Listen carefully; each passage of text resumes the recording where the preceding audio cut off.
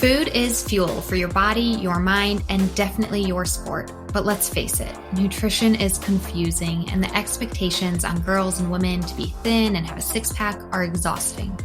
If you've ever been frustrated with your body, confused about nutrition, obsessed with eating healthy, or guilty when you don't, underate, overate, or overtrained, and overwhelmed with all the pressure, then this podcast is for you.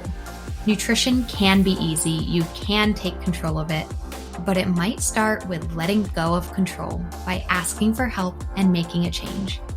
I'm Lindsay Elizabeth Cortez, sports dietitian and owner of Rise Up Nutrition, where I empower female athletes to overcome nutrition concerns and perform at their highest level, to stop being confused by all the mixed or harmful messages, and finally have confidence in your body as a fierce, fit, and fueled female athlete.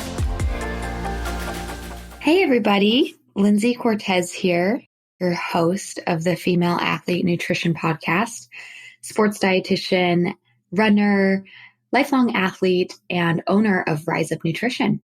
Just thought I would do that quick intro about myself because it's been a really long time since I've done a solo episode. I think probably November of 2021 was the last time I did a solo episode. We have had so many great guests, which is a big thank you and shout out to my podcast manager, Ruby Wiles. And you know what? I'm going to link her Instagram account in our show notes just because she's been so awesome to help get some amazing guests on this show. And also she puts out some nice content on her own Instagram. She's a collegiate cross-country and track runner herself. And by the way, Ruby will definitely come on this podcast soon. But while she's actually traveling this weekend, I was like, you know what? I need to do another solo episode. So something that's on my mind right now that I want to share with you guys is I just put my scale away, my weight scale. Cause I know when talking about nutrition, there's two types of scales. There's the body weight scale and there's also the food scale, which let me talk real briefly about the latter because this is a brief conversation. Food scale.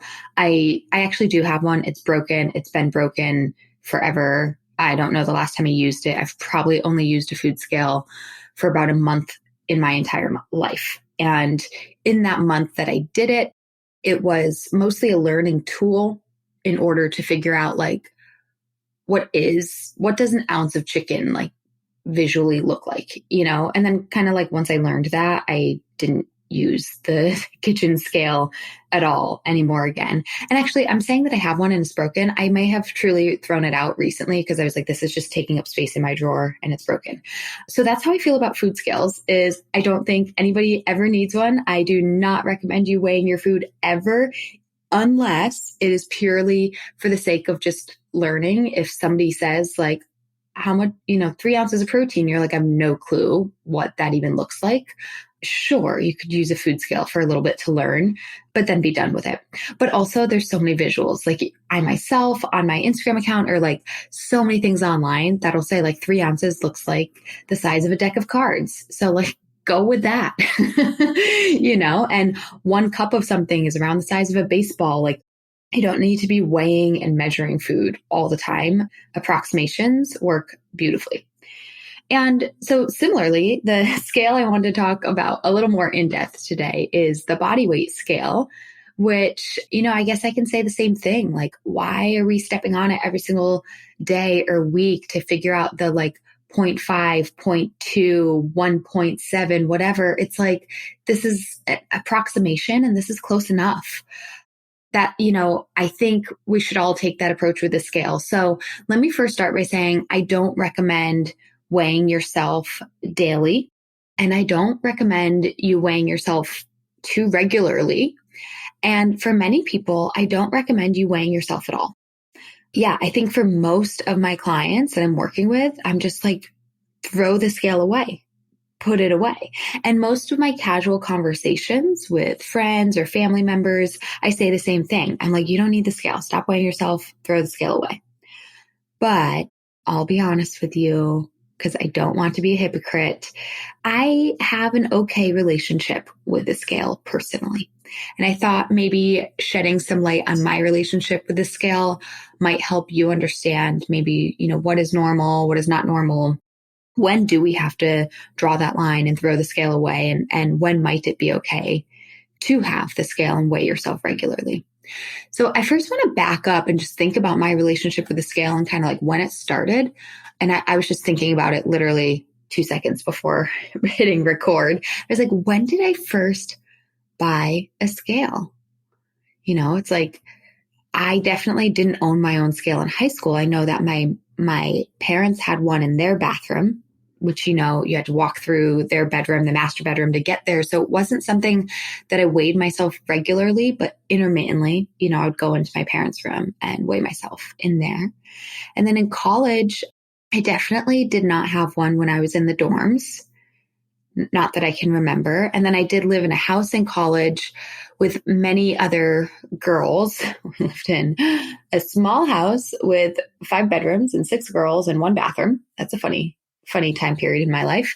And so, no, I don't think we crowded bathroom space with a scale. And I don't remember having a scale in college, which is good and also interesting because that's when a lot of my personal food and body issues struggled a little bit. But yeah, so then it's like, so when did I go out of my way to go to the store and purchase a scale and, say like, this is something I need? I truly don't know. I mean, it obviously was sometime after college, grad school time period, I suppose. But it's funny. It's like, as you're moving into a house or an apartment and you're buying appliances and buying a microwave or toaster oven, getting your TV set up. And it's like, oh, and don't forget to buy the scale. Like, yeah. Isn't that kind of weird when you stop and think about it?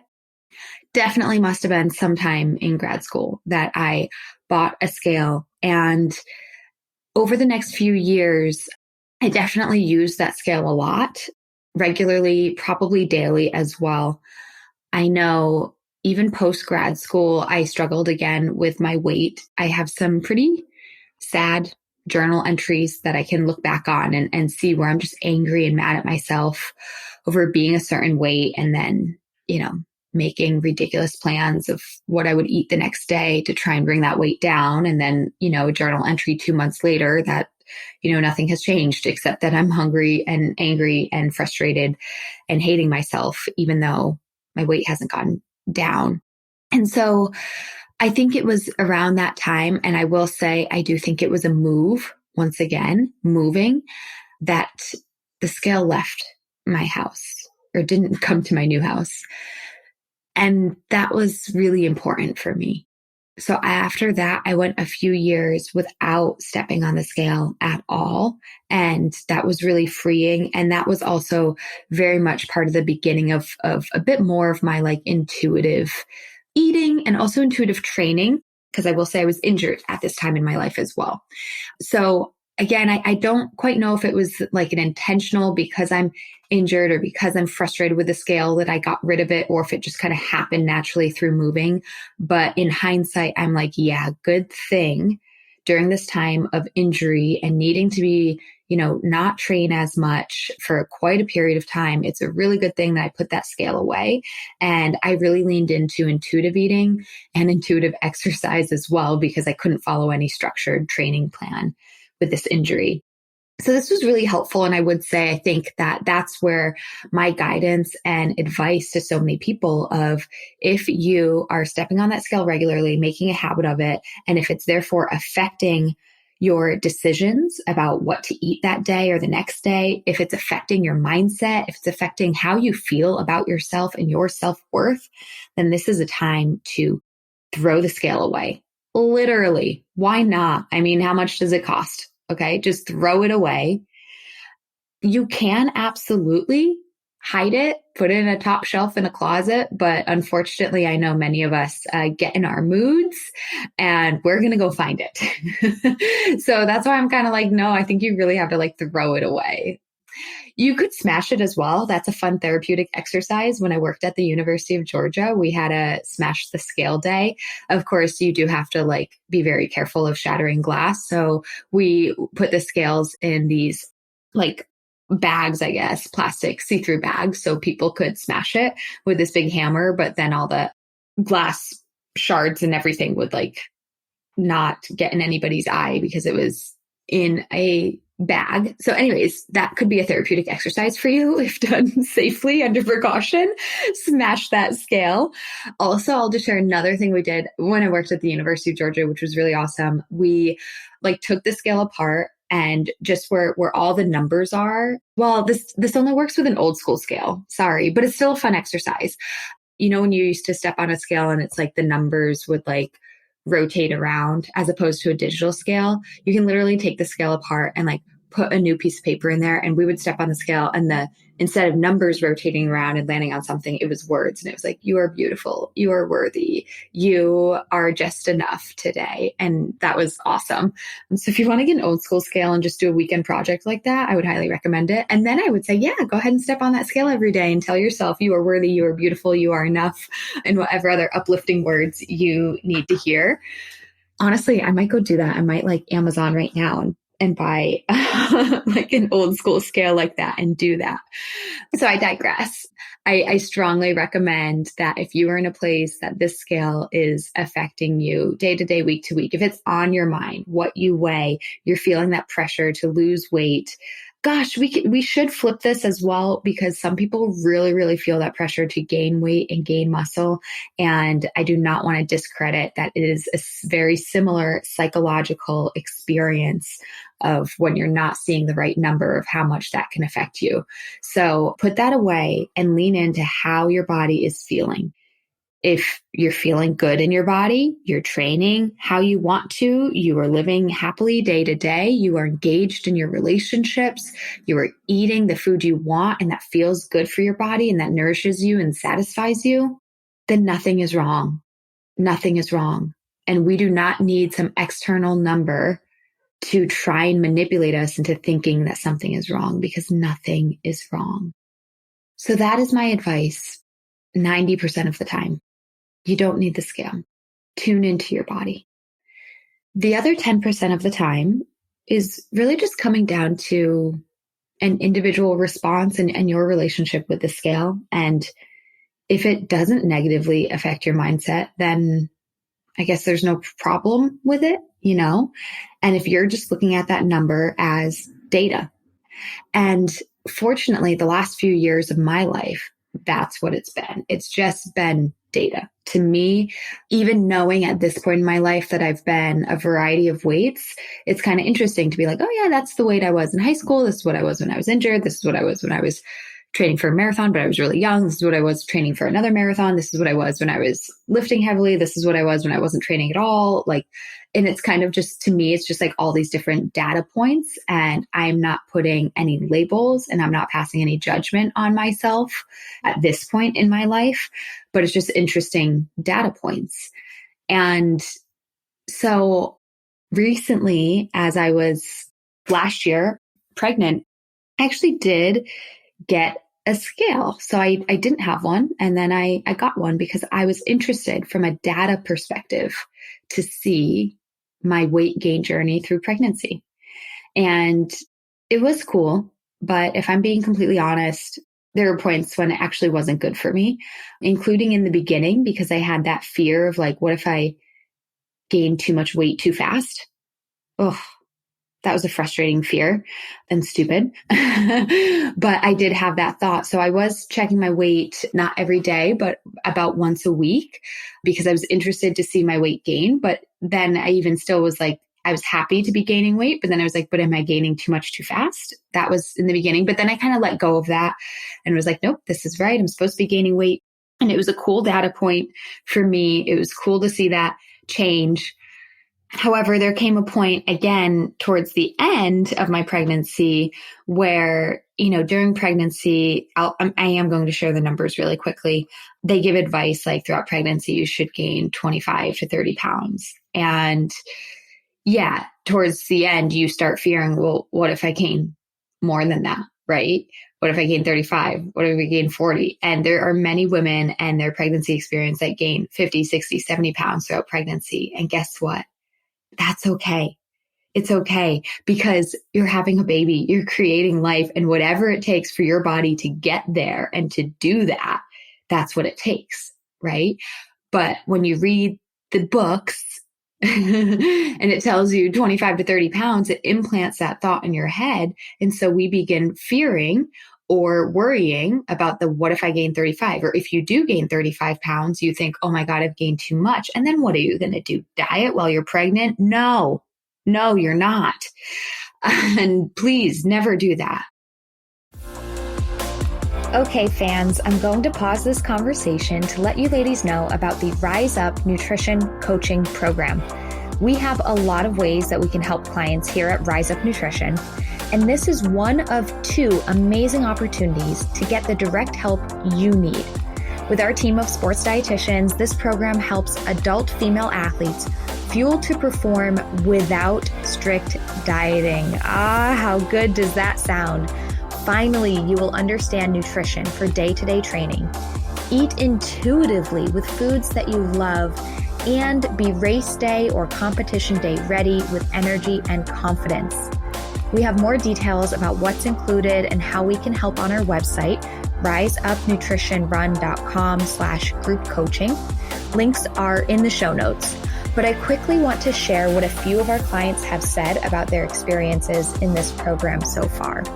Sophie, a trail runner, says, quote, I really encourage anyone who has struggled with eating and lives an active lifestyle to consider this program because it's so hard to know if you're fueling properly without someone on the outside looking in from an objective point of view. I now feel confident in my food choices and more than anything, confident that I can actually eat more and that it will only benefit my health and my training. Sarah, another one of our clients and triathlete, says, quote, for anyone that is struggling with diet culture, a history of disordered eating, and is trying to learn how to eat and fuel, this is a program they should strongly consider. I've been active my whole life and trying to fit a mainstream diet has never worked. In fact, it's created more problems than good. Working with Rise Up Nutrition has made things very simple. So again, if you are an adult female athlete that wants to perform better without strict dieting, click that link in our show notes to apply to the Rise Up Nutrition Coaching Program, and we would be thrilled to have you join us. Until then, we will get back to the conversation. So it's for me, even like I see it as data. I've got a good relationship with the scale. I started tracking my weight throughout pregnancy because I was interested in that. Oh, this is cool to see me gain weight. And I was interested in the science of it. And then there came a point where it was not good for me because that limit and fear was planted in my head. So I had to take the scale away again. I had to take it away again. So I did for my final few months of pregnancy. And then I did bring it back into my life right after having little baby Gabe, because from a data perspective, I was really interested again. I have not, since having a baby, I've not put any pressure on myself at all of like, I need a diet, I need to lose a baby weight. I'm just not like that. You know, it's not even like this commitment that I've made to myself. It's kind of just, it's just where I'm at. I know too much. I'm too invested in myself first and foremost in this field and helping other women that like, that's just not me. It's not even a thought, but I brought the scale back purely out of like interest in the scientific perspective. I was interested to see what does, post baby weight look like. It was interesting to see that I give birth to this 7 pounds? Oh my gosh, I'm forgetting already. Yeah, almost 8 pounds, 7-pound, 14-ounce baby. I give birth to him and a week later I step on the scale and, I'm only 10 pounds less, right? It's like, okay, well, I lost the baby and some fluid, I guess. So it was really interesting from a, scientific perspective. And then to see, okay, as my uterus is recovering and shrinking, like a couple more pounds came down. And just the journey of that has been really interesting. I'm at a point now, I am 4, almost 5 months postpartum. And I've been stepping on the scale occasionally from that scientific perspective. And I'm at a point now where I need to take the scale away again. And I did this morning. I hit it for me right now, and I might just throw it out in time because it's not helping me right now. I'm not exactly at my pre-baby weight, but I'll tell you something. I woke up this morning and I was so hungry because I'm doing a lot. My metabolism's up. I am feeding my own child from my body. I'm getting back into training in a way that feels good for my body, getting back into lifting and running. And I'm so hungry. And so stepping on the scale this morning, it was like, oh, I'm so hungry. And yet my weight isn't where it was before. And it was just like, you know what, Lindsay, you got to go eat and you got to put the scale away because this isn't helping you at this point. It's been 4, almost 5 months postpartum of doing everything very intuitively, naturally, letting my body recover, letting my body heal, and incorporating exercise back in as it feels right. And it's like, so just stay on that path. Why am I going to let an external number start to manipulate my brain and persuade me to do something differently? Also, I think something to be challenged is the idea that I need to return to my pre-baby weight. Maybe I don't have to. Maybe I shouldn't. Here's another thing to be challenged is that my body has changed, right? Weight is just one number and a reflection really of just gravity. But like truly my body is composed of blood, of bone, of muscle, of fat, of now breast milk as well. That's in there contributing some weight. There's just so much more. Your brain, your organs, there's so much more than just like thinking about my body as a weight. It's like, what is your body made up of? And by the way, it is okay for your body to be made up of fat. We're all supposed to have fat on our bodies. We all need fat, and it's actually an essential tissue, and it benefits us in so many ways, not just to provide us warmth and insulation and protection from the outside world. All that is true, but also there is metabolic actions of fat tissue, hormones that are made in fat tissue. So this is something that we do need, and fat needs to be normalized on bodies.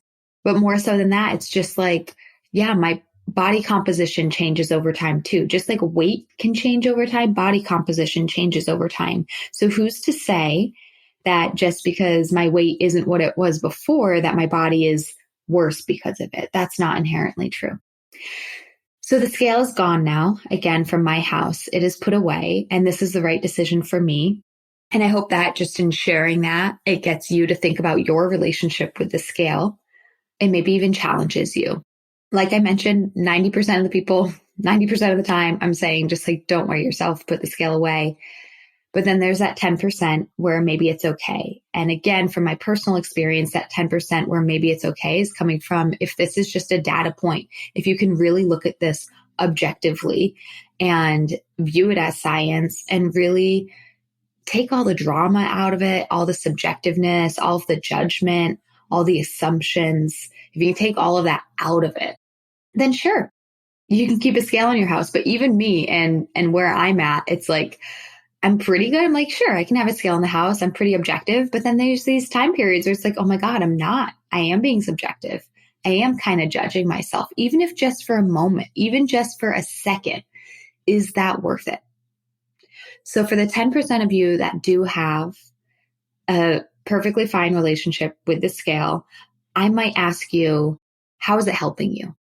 Even if you have a good relationship with the scale, how is having it helping you? And as you answer that, you might, I suspect, still find some issue with it, just like I did, right? Of like, okay, the scale isn't hurting me, but is it helping me? Well, I'm getting to see like scientifically my weight change, but is that really helping me? I don't know that helped me at all. It was cool to see, but did it actually help me? And what did I really learn? And how is learning that really helping me, right? It's really not. That was kind of just like a waste of my time. And then for other people who know, and if you know, who know that you don't have a good relationship with the scale, I really want you to take this moment to ask yourself all the ways in which this is hurting you, all the ways that having a scale in your house might be hurting you physically, mentally, emotionally, socially, What is it costing you to continue to step on that scale? Is it costing you your ability to be intuitive with your eating? Is it costing you your confidence when you're around other people, partners, spouses? Is it costing you your ability to be present and in the moment during your conversations with friends, or while you're sitting in class, or while you're at work? Because now instead of concentrating and being in the moment, you're still thinking about your weight and what you weighed that morning. Is it costing you your health? What is it costing you? Is it costing you your mental health? Is it costing you your happiness? And for all these things that it's costing you, I bet you weren't thinking about the $20 that it cost you to buy that scale. I think costing you your health, your mental health, your happiness, your relationships, your focus, all of that is way more valuable than $20. So smash the scale, throw it out, walk it into the trash can. You don't need it if it's costing you that much. Well, I hope this was a helpful episode. I woke up this morning. That was my experience. That was on my mind. And baby Gabe took a little nap. So I popped on here to record this. And I hope this was a helpful, short little episode for you all. And hey, while I've got you, I want to remind you that you can always give us reviews on this podcast. I would be so appreciative of that. On Apple Podcasts, you can give us 5 stars. You can leave reviews. Please share this episode or other episodes with friends, with family members. I absolutely love on Instagram. That's kind of my social world of preference. I love on Instagram when people kind of reshare what episodes they liked and post that on their stories. It's always helpful to hear and to see. We are on a mission to continue to grow this message. And in doing so, grow the podcast to spread this message. So if you are a listener, please continue to share and give us 5 stars. And also, as always, reach out if any of my content resonates with you. If you need help with your nutrition, with your relationship with food, with your fueling for sport, that is exactly what I do as a sports dietitian for female athletes. I currently have 2 different programs where, by the way, whenever I say program 2, like, yes, it's a program, but like everything's individualized. I strongly believe in individualized nutrition. So I currently have 2 different programs, one of which focuses on helping female athletes overcome disordered eating in order to use food as fuel to perform at their highest level. The other one, it's not that we're not addressing disordered eating, but it is a little bit more just figuring out how to fuel for performance, including not falling into the traps of disordered eating or still working on our relationship with food in the process. But kind of just one of those things of like, do you resonate with disordered eating, or maybe just resonating with like, yeah, sometimes I kind of fall into this diet culture, but I just need to figure out how to fuel my body for my better performances. Those are our 2 different programs in which we are helping clients of all ages, mind you. I definitely have a specialty of working with high school and college athletes, and we have some post-college, very competitive athletes as well, pro, semi-pro. And then I am also working with the 30, 40, 50-year-olds that are working, momming, family lifing, careering, and also training. So we work with all of you. I would be thrilled to chat with you if you need help with your nutrition. You can head to my website, www.riseupnutritionrun.com. On there, I have a link that you can book a call with me directly and we can chat. And I hope to hear from you. I really hope you enjoyed that episode, and thanks for listening. But before I let you go, I have free resources that you can have access to right away, right now, so that you can start fueling your body as a fierce, fit, and fueled female athlete. First, I have your Red S recovery race. If you've ever wondered if you might be struggling with Red S, curious to learn more, or know you have Red S and are looking to recover fast, then you can head to www.riseupnutritionrun.com/RedS and download the Red S Recovery Race. See how you place and figure out the next steps to recovery. Plus, while there, I have a few other great resources for you, including 3 nutrition secrets that every elite athlete swears by, and access to our private Facebook community, Female Athlete Nutrition. So again, to gain access to all of this, head to riseupnutritionrun.com/RedS. That's /REDS. And you can gain access and get the help you need fast. Too many girls and women and female athletes struggle with nutrition, but you don't have to any longer. Become fierce, fit, and fueled. Links in the show notes, and I'll see you next time.